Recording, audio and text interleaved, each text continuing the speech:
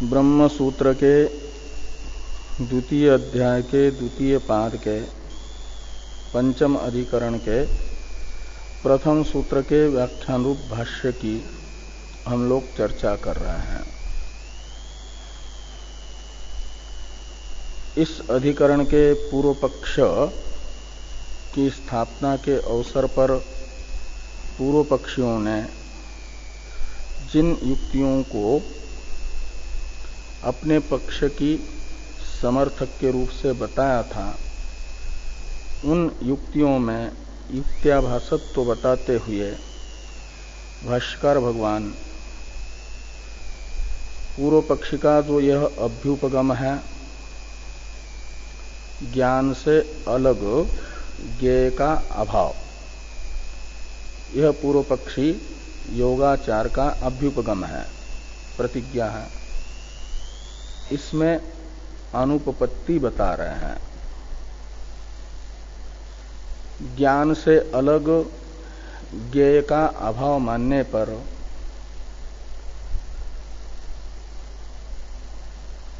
योगाचार के शास्त्र में ही जो योगाचार के अभ्युपगम हैं अनेक, उनका उच्छेद होने की आपत्ति ज्ञान से अलग ज्ञेय का अभाव मानने पर बताई गई।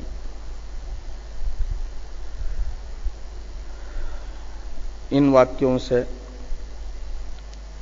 अपि च द्वयोर विज्ञानयोः पूर्वोत्तर कालयो स्वसंवेदनेन एव उपक्षिणयो इतरेतर ग्राह्य ग्राहकत्व अनुपपत्ति ही ततश्च विज्ञान भेद प्रतिज्ञा क्षणिकत्व आदि धर्म प्रतिज्ञा स्वलक्षण सामान्य लक्षण वास्यवासकत्व अविद्योपप्लव सद असद धर्म बंध मोक्षादि प्रतिज्ञाश्च स्वशास्त्रगता ह्येरन। इस वाक्य से यही बताया कि ज्ञान से अलग ज्ञेय को न मानने पर ये सब जो अभ्युपगम है इनको छोड़ना पड़ेगा।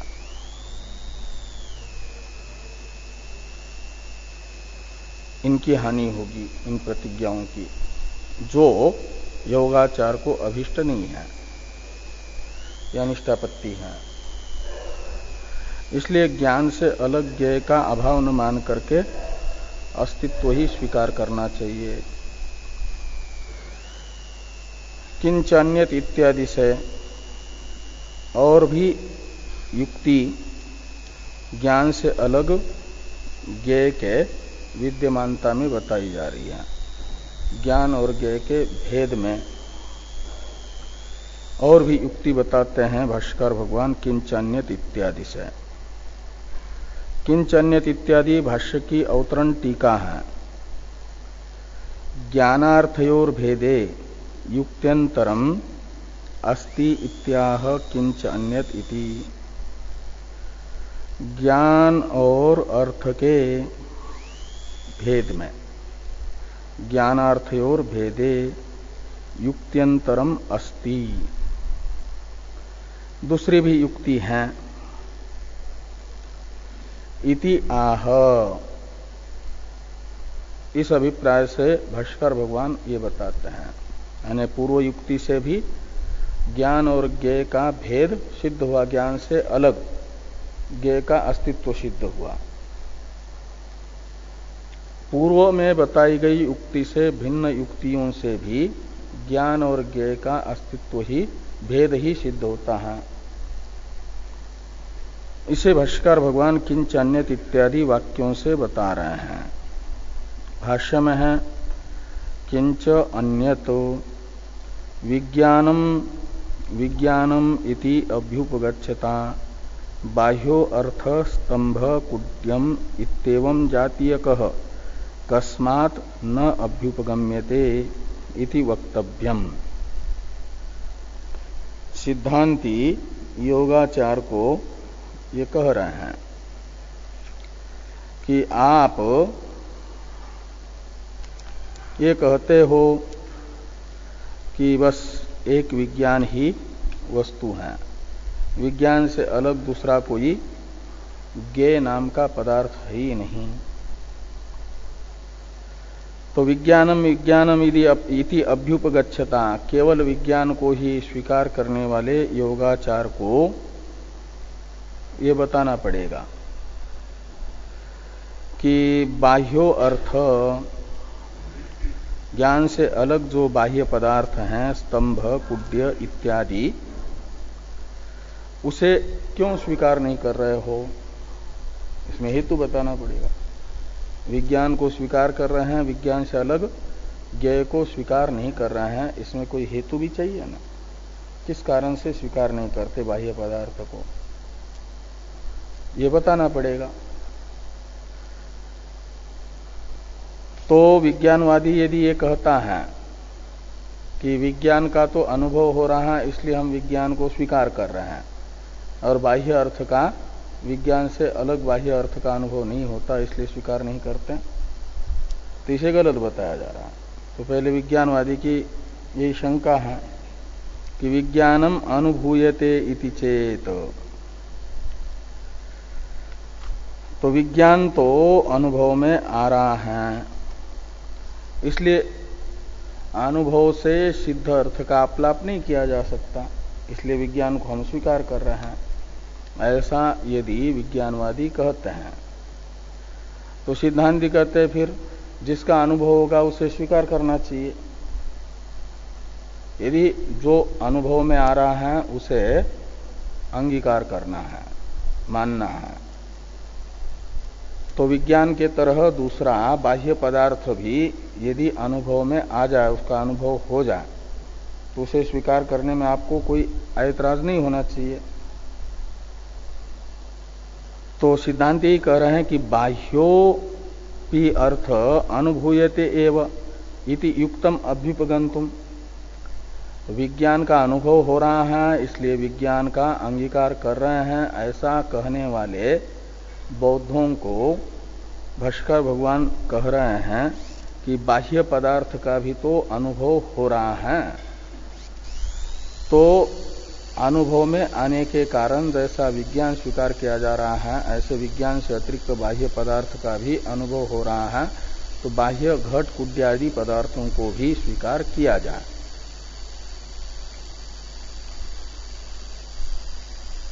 अब अथ विज्ञानम प्रकाशात्मकत्वात् इत्यादि जो भाष्य वाक्य हैं, ये विज्ञानवादी की शंका है, इसका अवतरण है टीका में।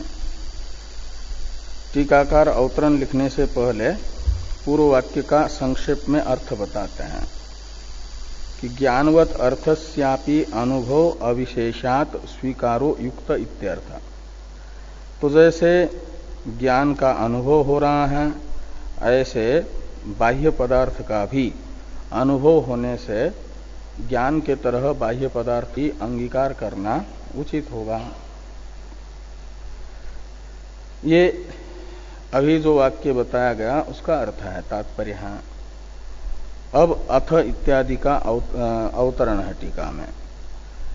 स्विषयत्वात् विज्ञानम स्वीक्रियते नार्थ परग्राह्यत्वात् इति शंकते अथ विज्ञानमिति। कहते हैं अनुभव होने पर भी विज्ञान का स्वग्राह्यत्वेन रूपेण अनुभव हो रहा है और बाह्य पदार्थ घटादि का स्वग्राह्यत्वेन रूपेण अनुभव नहीं होता, परग्राह्यत्वेन रूपेण अनुभव होता है। बाह्य घटादि पदार्थ स्वयं से गृहीत नहीं होते, स्वयं से भिन्न ज्ञान से गृहीत होते हैं। तो ज्ञान को तो हम है करके इसलिए कह रहे हैं कि वह स्वतः ग्राह्य है, स्वयं प्रकाश है। ऐसे बाह्य पदार्थ स्वयं प्रकाश न होने से उनको नहीं स्वीकार किया जाएगा। ये कह रहे हैं कि अथ विज्ञानम स्वप्रकाशात्मकत्वात् प्रदीपवत स्वयं एव अनुभूयते न तथा बाह्योपि अर्थ इति चेत। कहते जैसे प्रदीप स्वयं ही भासता है, उसे भाषित होने के लिए प्रदीपांतर की आवश्यकता नहीं है। ऐसे ही विज्ञान भी स्वयं भास रहा है, स्वयं प्रकाशत्वेन रूपेण विज्ञान का अनुभव हो रहा है, इसलिए उसे स्वीकार कर रहे हैं। तथा यानी स्वयं प्रकाशत्वेन रूपेण प्रदीप के तरह बाह्य घटादि पदार्थों का अनुभव नहीं हो रहा है, अतः बाह्य पदार्थों को हम स्वीकार नहीं करते ज्ञान से अलग। इति चेत, ऐसा यदि विज्ञानवादी कहते हैं, शंका करते हैं इस प्रकार की, तो इस शंका का निराकरण अत्यंत विरुद्धाम इत्यादि से किया जा रहा है। अत्यंत विरुद्धाम इत्यादि समाधान भाष्य का अवतरण है टीका में। विरुद्धं स्वीकृत्य अविरुद्धं त्यजता बौद्ध तनयेन मौढ़्यम दर्शितम इत्याह अत्यंत इति। कहते हैं जो अनुभव विरुद्ध बात है, लोक प्रसिद्धि विरुद्ध बात है, उसे तो स्वीकार कर रहे हैं, और जो लोक अविरुद्ध बात है उसे छोड़ रहे हैं बौद्ध तने योगाचार। इससे वे अपनी मूर्खता को ही प्रदर्शित कर रहे हैं। मौढ़्यम प्रदर्शितम। तो इत्याह अत्यंत इति, तो इस अभिप्राय से ये कहा जा रहा है। भाष्य में भी ऐसे आ रहा है। भाष्य में तो उपहास आ रहा है, अहो महत् पांडित्यम महत् दर्शितम, ये शब्द प्रयोग करेंगे। तो भाष्य में है कि अत्यंत विरुद्धाम स्वात्मनि क्रियाम अभ्युपगच्छसि अग्नि आत्मानं दहति इतिवत। अविरुद्धम तु लोक प्रसिद्धम स्वात्म व्यतिरिक्तेन विज्ञानेन बाह्यो अर्थो अनुभूयते इति नेच्छसि अहो पांडित्यम महत् दर्शितम। कहते हैं कि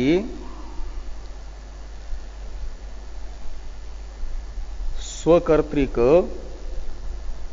क्रिया में स्वयं कर्म नहीं हुआ करता, यानी कर्म कर्तृभाव का विरोध है। ये कर्म कर्तृभाव का विरोध विज्ञानवादी के मत में आ रहा है। तो ये कह रहे हैं कि अत्यंत विरुद्धाम स्वात्मनि क्रियाम अभ्युपगच्छसि। कहते हो कि क्षणिक विज्ञान स्वयं ही भाषित हो रहा है, का मतलब प्रकाशक भी वही और प्रकाश्य भी वही। प्रकाशक है कर्ता और प्रकाश्य है कर्म। तो एक ही प्रकाश रूप क्रिया का कर्ता तथा कर्म विज्ञान को ही माना जा रहा है। तो एक प्रकाश रूप क्रिया के प्रति कर्तृत्व और कर्मत्व एक में ही स्वीकार करने से ये विरोध है। जैसे कोई ये कहे कि अग्नि ही आत्मानं दहति, अग्नि अपने आप को जलाता है, तो दाह क्रिया के प्रति कर्ता भी अग्नि और कर्म भी अग्नि, ये अनुपपन्न है, ये अनुभव विरुद्ध है। दाहक तथा दाह्य दोनों भी एक अग्नि नहीं होगा, तो विषयक दाहकत्व अग्नि में विरुद्ध है। ये लोक में अनुभव नहीं होता कि अग्नि स्वयं को जला रहा है। ऐसे विज्ञान स्वयं को प्रकाशित करेगा, ये अग्नि स्वयं को जला रहा है, ये जैसा विरोध है, ऐसी विरुद्ध बात है। और अविरुद्ध बात क्या है? लोक अविरुद्ध बात तो कहते ये हैं कि अविरुद्धं तु लोक प्रसिद्धम, लोक प्रसिद्धि के साथ जिसका कोई विरोध नहीं है वह तो ये है कि स्वात्म व्यतिरेकेन विज्ञानेन बाह्यो अर्थो अनुभूयते इति नेच्छसि। तो लोक अविरुद्ध अर्थ तो ये है कि स्वयं से भिन्न जो ज्ञान, स्व शब्द से लेना, स्वात्म व्यतिरेक में स्वात्म शब्द से घटादि बाह्य पदार्थों से व्यतिरिक्त जो ज्ञान है और उस ज्ञान से बाह्य घटादि पदार्थ का अनुभव हो रहा है, ये जो लोक प्रसिद्धि अविरुद्ध बात है और इसे नेच्छेसी यानी न अभ्युपगच्छेसी, नेच्छेसी का अर्थ इसे तो स्वीकार नहीं कर रहे हो, ये अविरुद्ध अर्थ स्वीकार नहीं कर रहे हो और लोक में विरुद्ध अर्थ है स्व विषयक स्व प्रकाशकत्व, स्वयं ही विज्ञान अपने को प्रकाशित कर रहा है, जैसे अग्नि स्वयं को जला रहा है, ये कहना, ये विरुद्ध बात स्वीकार करके आपने तो महापांडित्य दिखाया का मतलब एक प्रकार से अपनी मूढ़ता को ही प्रकाशित किया। इस वाक्य का अर्थ कर रहे हैं टीकाकार, कर्तरी क्रियाम प्रति गुणभूते, कर्ता का विशेषण है क्रियाम प्रति गुणभूते, कर्तरी प्रधानत्वाख्य कर्मत्व अयोगात स्वकर्तृक वेदन कर्मत्वम असत इत्यर्थ। कहते क्रिया के प्रति तो गुणभूत होता है कर्ता, प्रधान होता है कर्म। कर्तुरीप्सित तमम कर्म सूत्र से कर्म संज्ञा होती है कर्ता अपने द्वारा की जाने वाली क्रिया का, क्रिया से जिसे प्राप्त करना चाहता है उसे कर्म कहा जाता है, वो प्रधान होता है क्रिया का फल होने से, और क्रिया का उत्पादक होने से साधन हुआ, साधन होने से कर्ता गौण है। तो इसलिए कहा कि क्रियाम प्रति गुणभूते कर्तरी, क्रिया के प्रति साधनभूत, गुणभूत का अर्थ जो करता है उसमें क्रिया का फलरूप होने से प्रधानत्व रूप जो कर्मत्व है वह असंभव है। और इसलिए क्या होगा कि स्वकर्तृक जो वेदन और उसका कर्मत्व वेदन में असत है, अनुचित है, गलत है, हो नहीं सकता, असत का अर्थ अभाव है। इसलिए विज्ञान में विज्ञान कर्तृक वेदन कर्मत्व संभव नहीं होगा, यानी स्ववेद्यत्व नहीं होगा। जो क्षणिक विज्ञान है उसमें स्ववेद्यत्व संभव नहीं है। आगे हैं कि न च स्वविषयत्व मात्रम स्ववेद्यत्वम इति वाच्यम, न च को वाच्यम के साथ जोड़ दीजिए। स्ववेद्यत्व का ये लक्षण करते हैं यदि कि स्वविषयत्व मात्रम स्ववेद्यत्व, स्वविषयत्व मात्र रूप स्ववेद्यत्व क्षणिक विज्ञान में रहेगा, ऐसा नहीं कहा जा सकता, ऐसा नहीं कह सकते। इति न च वाच्यम, ऐसा लगाना। क्यों कहते अभेदे, यानी विज्ञान यदि स्वयं है और वह स्वयं का ही विषय बनेगा तो स्वयं में ही विषय विषयी भाव मानना पड़ेगा, और विषय विषयी भाव एक संबंध है, संबंध हमेशा दो में हुआ करता है, एक में नहीं। यही कह रहे हैं कि अभेदे विषय विषयित्वस्य अपि असंभवात् इति भावः। एक विज्ञान में वही विषयी भी और वही विषय भी, यानी विषय विषयी भाव एक ही विज्ञान में हो जाए, ये संभव नहीं होगा अभेद होने से।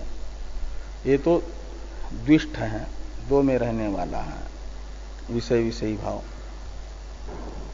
भाष्य में एक पंक्ति बाकी है, उसको देखिए।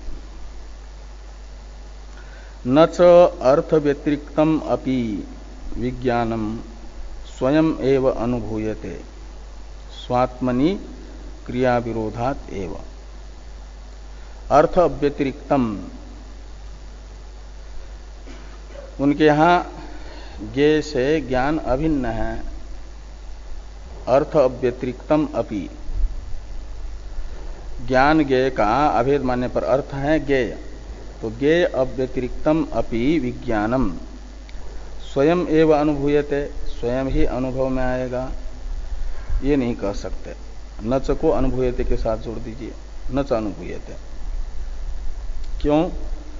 कहते स्वात्मनि क्रिया विरोधात, यानी स्व विषयक क्रिया संभव नहीं है। यानी एक क्रिया में स्वयं ही कर्ता और स्वयं ही कर्म बन जा, ये संभव नहीं है, कर्म कर्तृ विरोध है। अब ननु इत्यादि से योगाचार की शंका है, उसका अवतरण है टीका में।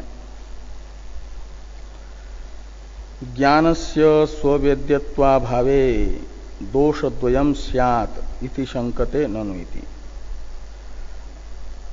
ये कहा कि ज्ञान में स्ववेद्यत्व नहीं है, सिद्धांतियों ने कहा। ज्ञान यानी क्षणिक ज्ञान जो वृत्त्यात्मक है वह स्वसंवेद्य नहीं है, ये सिद्धांतियों ने कहा। अब क्षणिक ज्ञान को स्वसंवेद्य न मानने पर योगाचार को दोष, इस पक्ष में दो दोष दिख रहे हैं। उन दो दोषों की शंका योगाचार करते हैं। जो ज्ञान को स्वसंवेद्य नहीं मान रहे हैं सिद्धांती, उनके पक्ष में ज्ञान के अस्वसंवेद्यत्व पक्ष में दो दोष हैं, वो बताए जा रहे हैं कि ननु विज्ञानस्य स्वरूप व्यतिरिक्त ग्राह्यत्वे तदपि अन्येन ग्राह्यम तदपि अन्येन इति अनवस्था प्राप्नोति। एक दोष है अनवस्था नामक। योगाचार कह रहे हैं कि विज्ञानस्य स्वरूप व्यतिरिक्त ग्राह्यत्वे, ज्ञान को यदि ज्ञान से भिन्न दूसरे से ग्राह्य मानेंगे, स्वभिन्न अर्थ से ग्राह्य होगा यदि ज्ञान, तो फिर प्रथम ज्ञान का ग्राहक जो दूसरा ज्ञान है वो भी ज्ञान होने से उसे भी अपने से भिन्न अन्य किसी से ग्राह्य मानना पड़ेगा। फिर दूसरे का ग्राहक जो तीसरा होगा वो भी अन्य से ग्राह्य होगा। ऐसा करेंगे तो अनवस्था दोष आएगा, एक दोष। और अपिच इत्यादि से दूसरे दोष को बताया जा रहा है। अपिच प्रदीपवत अवभासात्मकत्वात् ज्ञानस्य ज्ञानांतरम कल्पयतः समत्वात् अवभाष्य अवभासक भाव अनुपपत्ते कल्पना अनर्थक्यम। तो ये कह रहे हैं कि ज्ञानस्य ज्ञानांतरम कल्पयत, तो ज्ञान का भी ग्राहक दूसरा ज्ञान है ऐसी कल्पना करने वाले जो सिद्धांती, उनके पक्ष में दो ज्ञानों में ग्राह्य ग्राहक भाव नहीं बन पाएगा, अवभाष्य अवभाषक भाव नहीं बन पाएगा। जैसे दो दीपों में अवभाष्य अवभाषक भाव नहीं बनता, एक दीप दूसरे दीपांतर का अवभाषक नहीं होता। क्यों? साम्य होने से, समानता होने से। सजातीय पदार्थों में अवभाष्य अवभाषक भाव नहीं बनता। दो दीपों में साम्य होने से एक दूसरे का अवभाष्य अवभाषक भाव नहीं है। ये नहीं कि ये दीप इससे भाषित हो रहा, वो दूसरे से भाषित हो रहा। हाँ, ये उनका कथन है आपके योगाचार का कि प्रदीपवत अवभाषकत्वात्, तो प्रदीप, दो प्रदीपों में जैसे अवभाषकत्व रूप समानता होने से अवभाष्य अवभाषक भाव नहीं होता, ऐसे ज्ञान में भी एक प्रथम ज्ञान का अवभाषक दूसरे ज्ञान की कल्पना करेंगे तो इस मत में भी दो ज्ञानों में समानता होने से क्या होगा कि अवभाष्य अवभाषक भाव संबंध नहीं बन पाएगा, अनुपपत्ति। तो कल्पना अनर्थक्यम, ये जो है एक ज्ञान ज्ञानांतर से भाषित होगा, यह कल्पना निरर्थक हो जाएगी, कल्पना अनर्थक्यम। मतलब ये साम्य दोष आ गया। दूसरा, अब ये जो ननु से लेकर के कल्पना अनर्थक्यम इति, यहां इति शब्द है पूर्व पक्षी के द्वारा आशंकित जो दोनों दोष हैं वो आशंका ग्रंथ की समाप्ति का द्योतक, तद उभयम अपि असत इत्यादि से समाधान किया जा रहा है।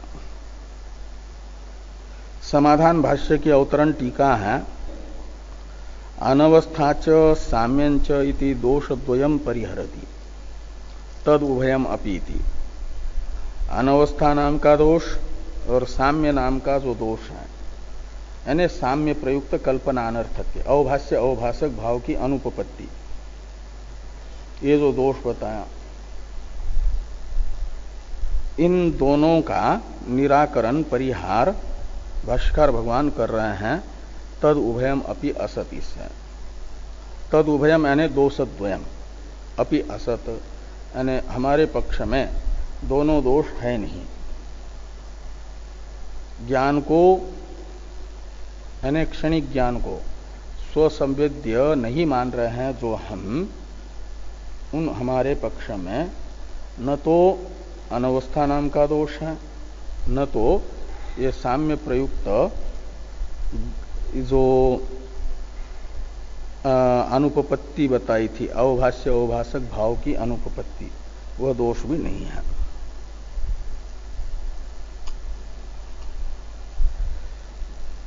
भाष्य में है विज्ञान ग्रहण मात्र एव विज्ञान साक्षिनो ग्रहण आकांक्षा अनुत्पादात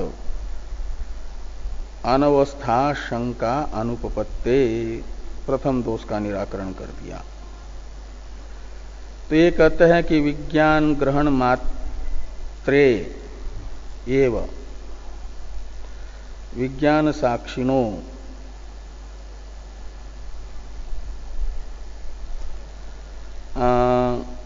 ग्रहण आकांक्षा अनुत्पादात अनवस्था शंका अनुपपत्ते। विज्ञान शब्द से लीजिए क्षणिक विज्ञान, वृत्त्यात्मक विज्ञान, उसके ग्रहण में ही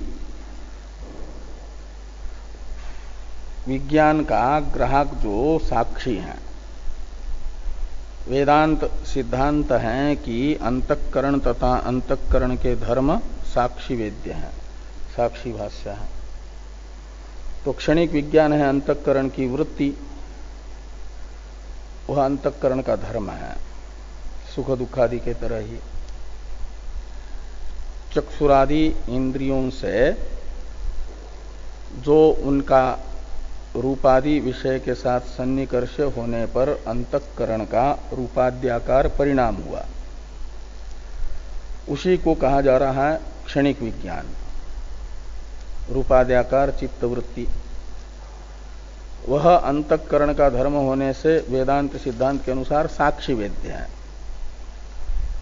वह है यहाँ पर विज्ञान मात्र, विज्ञान ग्रह मात्र, यहाँ पर विज्ञान शब्द का अर्थ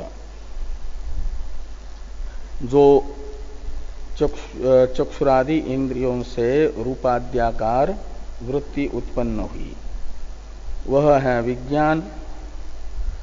और उसके ग्रहण में केवल, मात्र शब्द का अर्थ है केवल, ग्रहण मात्रे एव विज्ञान साक्षिण उस वृत्ति का जो साक्षी है उसकी अपेक्षा है, और उस साक्षी को भासने के लिए, प्रकाशित होने के लिए वेदांत सिद्धांत के अनुसार दूसरे किसी ज्ञानांतर की आवश्यकता नहीं है। वृत्त्यात्मक ज्ञान को तो भाषित होने के लिए साक्षी की जरूरत है, और साक्षी को भाषित होने के लिए किसी ज्ञानांतर की आवश्यकता नहीं है। इसलिए विज्ञान को मात्र अवभाषित होने के लिए आवश्यकता पड़ रही है ज्ञानांतर की।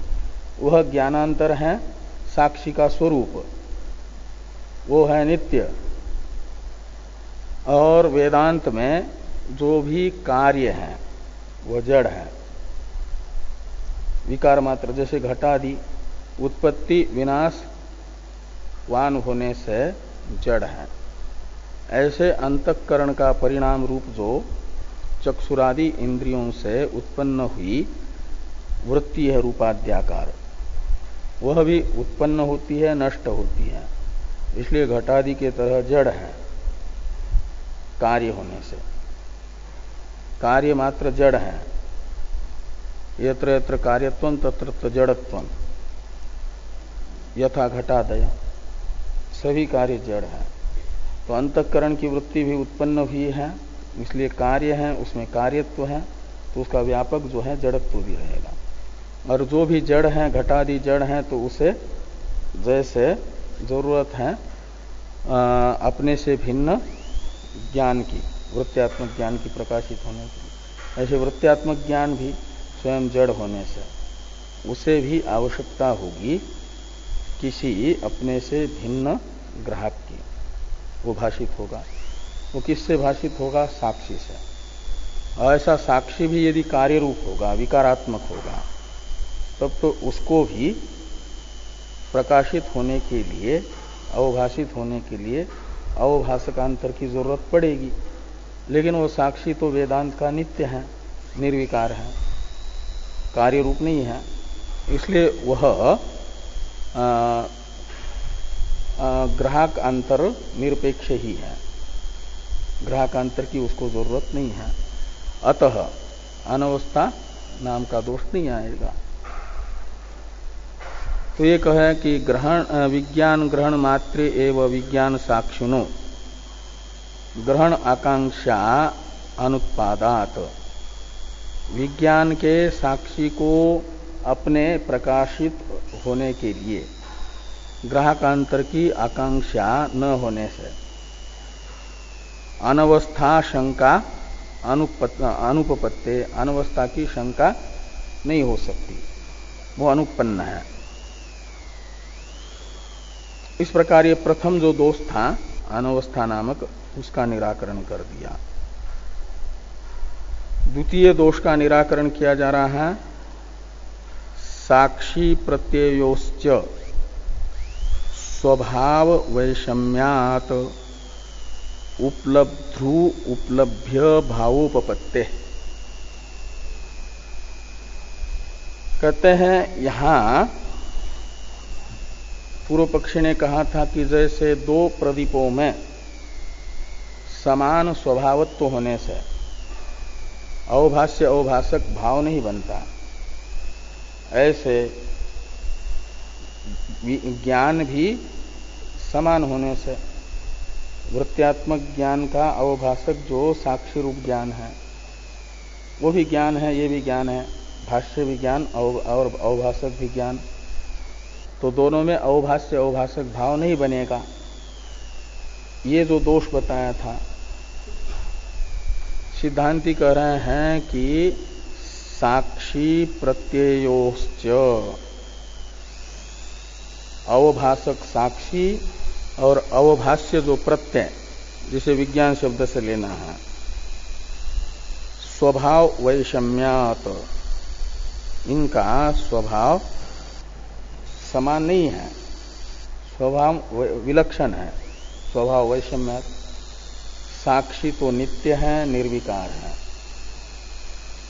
और ये अनित्य है, उत्पन्न होता है, नष्ट होता है, इसलिए उत्पत्ति और नाश रूपी विकार से ग्रस्त है। प्रत्यय शब्दित विज्ञान, तो ये इनमें भिन्नता होने से, वैलक्षण्य होने से, ये कार्य होने से जड़ है, साक्षी कार्य रूप न होने से चेतन है, तो चित जड़त्व रूप भेद भी है, और नित्यत्व, अनित्यत्व, निर्विकारत्व, सविकारत्व, ये वैलक्षण्य स्वभाव में इनके। इसलिए साम्य होगा दीपों के तरह तो अवभाष्य अवभाषक भाव नहीं बनेगा, लेकिन यहां हम जिसको अवभाषक कह रहे हैं वह अवभाष्य विज्ञान से विलक्षण है। इसलिए साक्षी प्रत्ययोश्च स्वभाव वैषम्यात्, साक्षी और उसका अवभाष्य प्रत्यय शब्दित विज्ञान, वृत्त्यात्मक विज्ञान, इन दोनों में स्वभाव भिन्न भिन्न होने से उपलब्धु उपलभ्य भावोपपत्ते, उपलब्धि शब्द है और आगे उपलभ्य, और री के स्थान पर र होकर के उपलब्धु बना। जैसे धात्री अंश, इसी धात्र अंश बनता है, वो बन जाता है री के स्थान पर र होता है। जैसे ई को ये होता है ना, ऊ को व होता है, ऐसे री होता है, उसे र होकर के वो बन जाता है, इको एणचि बना। तो स्वभाव वैषम्यात् उपलब्धु उपलभ्य भावोपपत्ते, उपलब्धु उपलभ्य भाव यानी अवभाष्य अवभाषक भाव, ये बन जाएगा। अतः वो जो अवभाष्य अवभाषक भाव की अनुपपत्ति नाम का दोष बताया था, वह दोष भी इस पक्ष में नहीं आएगा। विज्ञान को स्वसंवेद्य नहीं मानेंगे तब भी। अब टीकाकार थोड़ा अर्थ करते इस भाष्य का, इसको देखिए। तदुभयम अपि असत, तदुभयम अपि, इस प्रतीक के बाद की टीका को देखिए। अनित्य ज्ञानस्य जन्मादिमत्वेन घटवत् जड़स्य स्वेन स्वीय जन्मादि ग्रह अयोगात् अस्ति ग्राहकाकांक्षा। कहते हैं कि जो अनित्य ज्ञान है, वृत्त्यात्मक ज्ञान, जिसे योगाचार क्षणिक विज्ञान कह रहे हैं, उसमें तो जन्मादि मत्व है, आदि से विनाश लीजिए, जन्म विनाश वत्व होने से। घटवत् जड़स्य, घटादि पदार्थ जैसे उत्पत्ति विनाशशील होने से जड़ हैं, ऐसे यह विज्ञान भी उत्पत्ति विनाशशील होने से जड़ हुआ। तो स्वेन स्वीय जन्मादि अग्रहात्, तो वो जो जड़ विज्ञान है, जड़ होने से स्वयं अपने उत्पत्ति और विनाश को जान नहीं पाएगा। अग्रहात् अस्ति ग्राहक आकांक्षा, तो विज्ञान के उत्पत्ति और विनाश को सिद्ध करने वाला कोई न कोई जरूरी है, जानने वाला ग्राहक। तो इस प्रकार क्षणिक विज्ञान को तो ग्राहक की आकांक्षा सिद्ध हुई, ये ग्राह्य विज्ञान हुआ, अवभाष्य विज्ञान हुआ। और इसका अवभाषक जो विज्ञान है, जिसे जो इसे प्रकाशित करेगा, वह है साक्षी रूप विज्ञान। वह नित्य है, कार्य रूप नहीं है, इसलिए जड़ नहीं है। तो ये कह रहे हैं कि साक्षिणस्तु सत्तायाम स्फूर्तौ च निरपेक्षत्वात् न अनवस्था। तो जो क्षणिक विज्ञान का अवभाषक साक्षी स्वरूप ज्ञान है, वह उसे अपनी सत्ता को सिद्ध करने के लिए और भाषित होने के लिए भी किसी अन्य की अपेक्षा नहीं है, इसलिए अनवस्था दोष नहीं होगा। तो पहले दोष का निराकरण हुआ। ऐसे दूसरा दोष भी नहीं है, कहते नापि साम्यम, अवभाष्य ज्ञान और अवभाषक ज्ञान इन दोनों में समानता भी नहीं है, वैषम्य है। तो चित जड़त्व वैषम्यात इत्यर्थ, क्यों साम्य नहीं है? कहते अवभाषक ज्ञान तो चित है, चेतन है, और अवभाष्य जो ज्ञान है वृत्त्यात्मक वह जड़ है। इसलिए चित्त व जड़त्व रूप वैषम्य अवभाष्य तथा अवभाषक में होने से अवभाष्य अवभाषक भाव बनने में कोई अनुपपत्ति नहीं है, कोई बाधक नहीं है, तो बन जाएगा अवभाष्य अवभाषक भाव।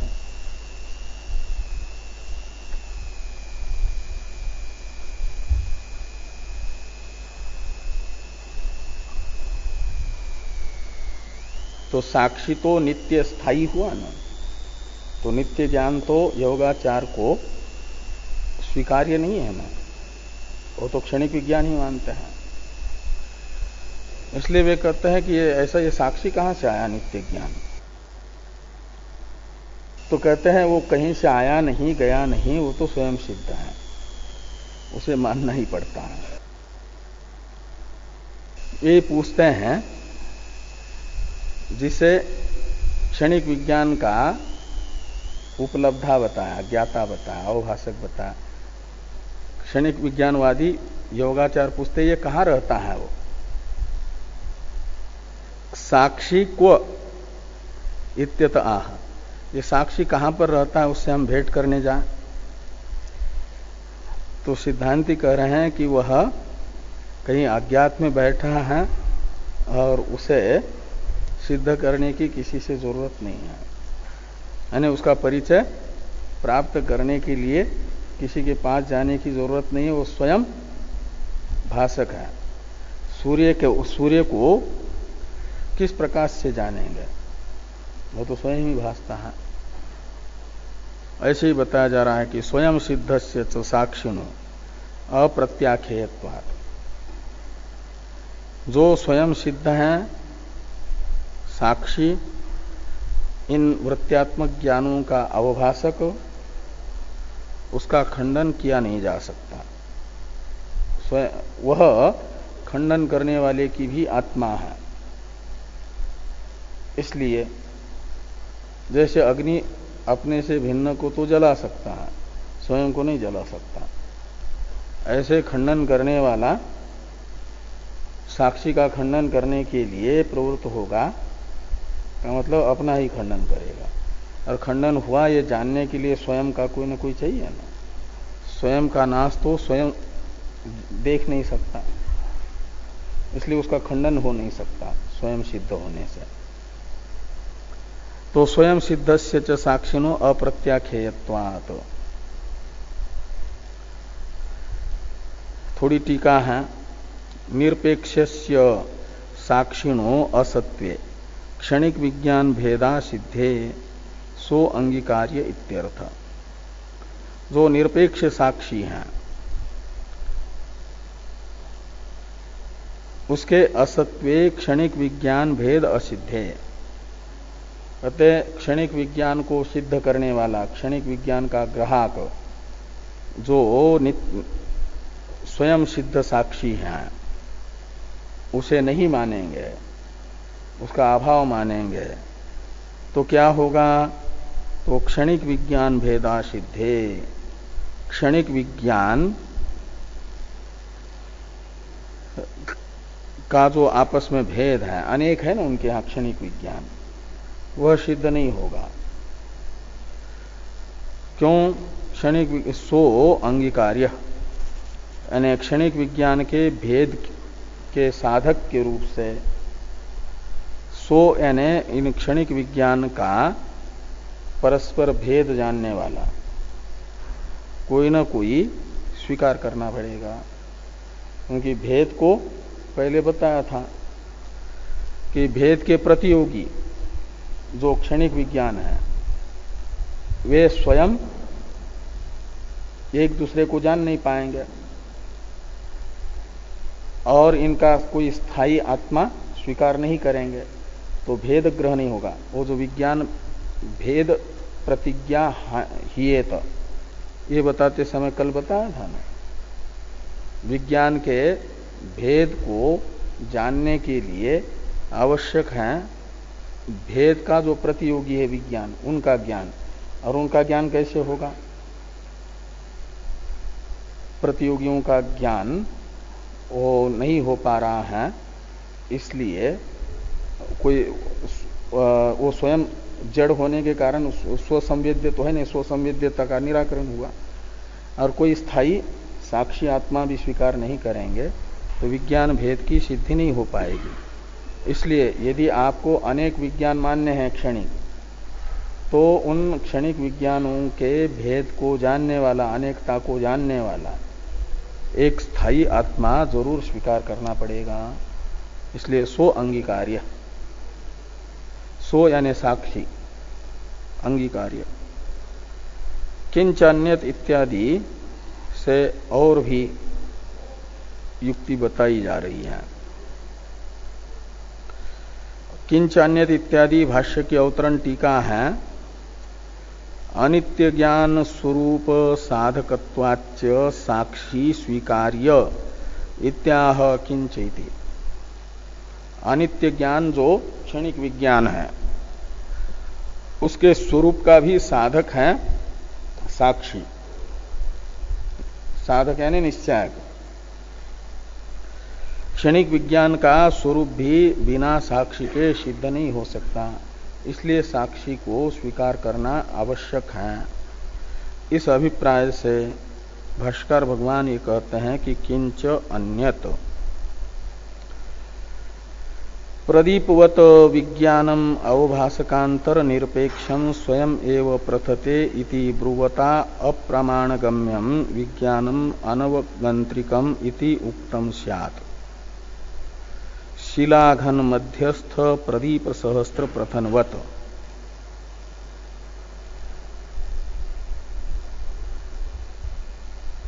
ते कहते हैं कि प्रदीपवत विज्ञानम अवभासकांतर निरपेक्षम स्वयं एव प्रथते इति ब्रुवता। ये कौन कह रहे हैं?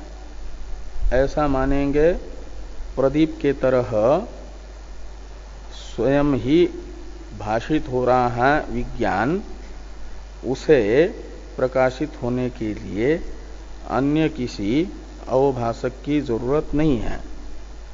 ये कहते हैं योगाचार, क्षणिक विज्ञानवादी। उन्हें भाष्कर भगवान कह रहे हैं जो क्षणिक विज्ञान को प्रदीप के तरह अवभाषकांतर निरपेक्ष स्वयं ही भाषित होने वाला मान रहे हैं, एक प्रकार से वे यह बता रहे हैं कि हमारा विज्ञान अप्रमाणगम्य है, यानी प्रमाणगम्य नहीं है का अर्थ प्रामाणिक नहीं है। अप्रमाणगम्य, प्रमाणगम्य का तो अर्थ होता है प्रमाण का विषय,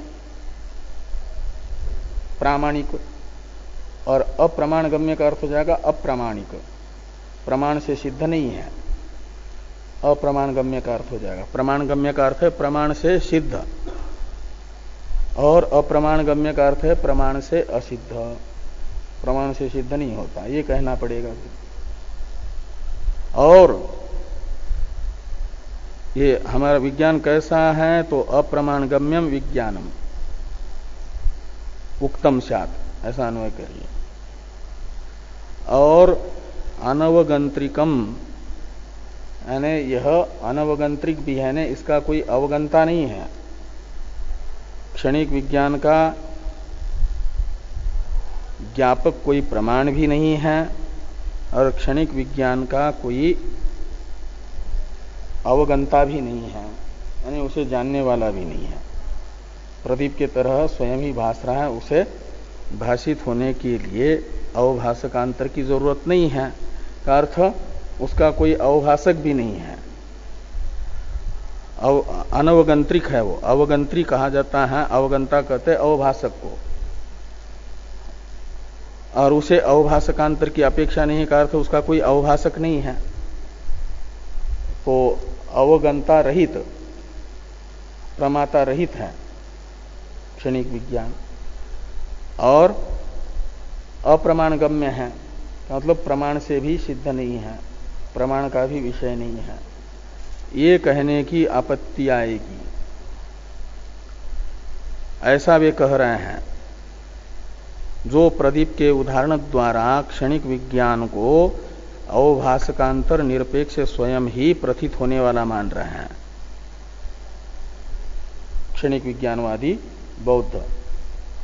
एक प्रकार से वे अपने क्षणिक विज्ञान को अप्रमाणगम्य बता रहे हैं और अवगंता से रहित बता रहे हैं, उसको जानने वाला कोई नहीं है, ये बता रहे हैं।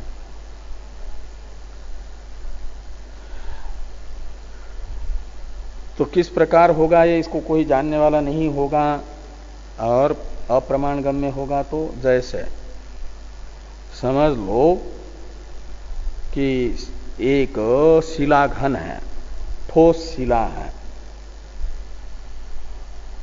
उसके अंदर कोई छिद्र नहीं, और उस शिला के अंदर कोई ये कह रहा है कि 1000 प्रदीप जो है भास रहे हैं।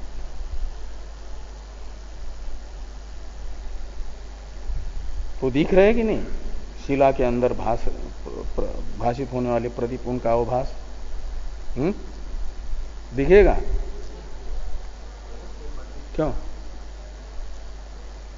बोल नहीं रहे कुछ? हाँ, मध्य भाग तो है लेकिन उसके अंदर कोई घुस नहीं सकता, और उसमें कहते हैं मध्यस्थ है फिर। हाँ हाँ, ठोस नहीं। हाँ, तो अर्थ निकल रहा है कि ऐसा प्रदीप है ही नहीं, ऐसा प्रदीप है नहीं। ऐसे ही जिस क्षणिक विज्ञान का यानी उस शिलाघन मध्यस्थ प्रदीप के तरह अस्तित्व बताया जा रहा, अप्रमाणगम्य है वो और अवगंत्री रहित है, मतलब उस शिला मध्यस्थ प्रदीप के तरह है, तो प्रदीप है ही नहीं वहां। ऐसे क्षणिक विज्ञान भी है ही नहीं, ये मानने की आपत्ति आएगी, शून्यवाद की आपत्ति आएगी। जिसके सिद्धि के लिए प्रयास कर रहे हैं उसी की असिद्धि का ज्ञापन होगा इससे।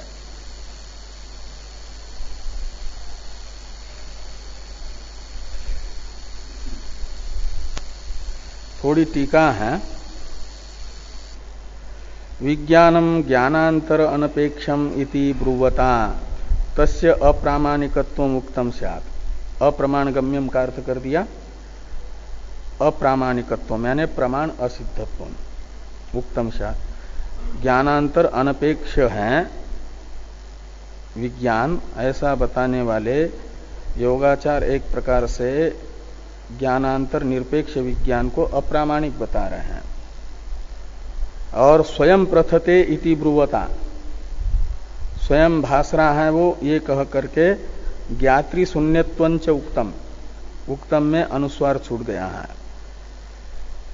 स्वयं प्रथते इति ब्रुवता ज्ञात्री शून्यत्वंचोक्तम स्यात्।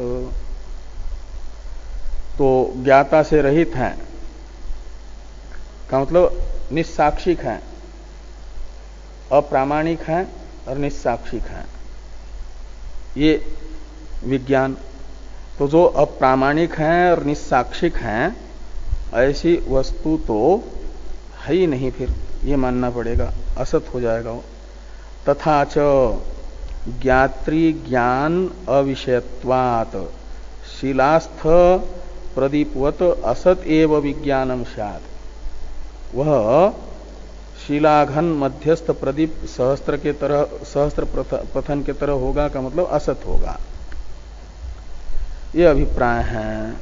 असदेव विज्ञानम स्यात् अतः तत्साक्षी येष्टव्य। यदि क्षणिक विज्ञान को मानना है तो क्षणिक विज्ञान को जानने वाले को भी स्वीकार करना पड़ेगा, उसका अवभाषक। अब बाढ़ एवं इत्यादि से क्षणिक विज्ञानवादी की एक आशंका आ रही है, इस पर चर्चा हम लोग कल करते हैं।